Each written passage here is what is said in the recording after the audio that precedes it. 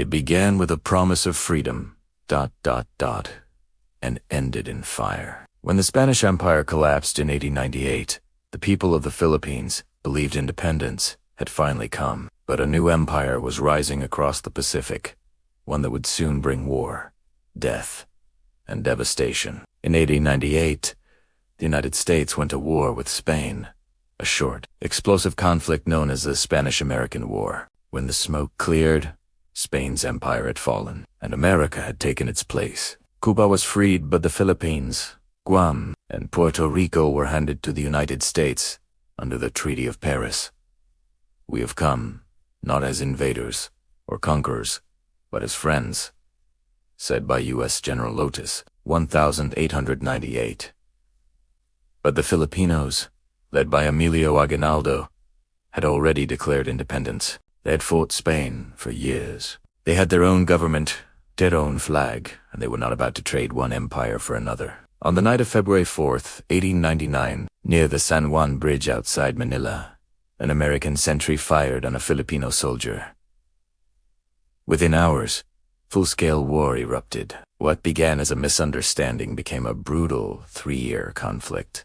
America's liberation of the Philippines turned into a war of conquest. At first, the war looked like a conventional battle.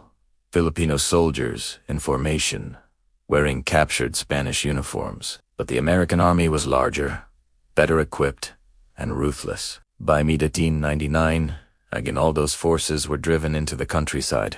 The war changed into guerrilla resistance, and the American response turned savage. The enemy is savage. The only way to deal with them is to kill them.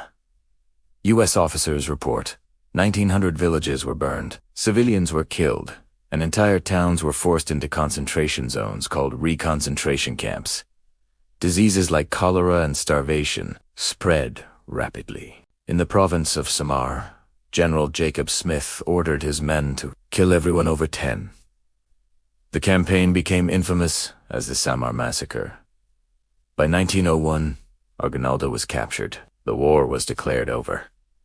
But resistance continued for years in the southern islands, where the Muslim Moro people fought their own wars against American rule. The Philippine-American War left over 200,000 Filipino civilians dead. Some estimates go far higher. It was one of the bloodiest conflicts of the early 20th century. And yet, in American history books, it was hardly mentioned. The war that gave America its first overseas empire was buried in silence. The Philippines would remain under U.S. control until 1946. Roads, schools, and an English education system were built, but at the cost of hundreds of thousands of lives and cultural domination. For the United States, it was the beginning of its role as a global power, stretching across the Pacific to Asia. For the Philippines, it was a painful lesson. Independence gained through blood, lost to empire, and regained only after half a century. The Filipino people will never forget those who fought for freedom, even when the world forgets their names. Today, the Philippines stands free, its people resilient, its spirit unbroken. The war may be forgotten in the West, but in the hearts of Filipinos, the story lives on. History remembers the victors, but justice remembers the fallen.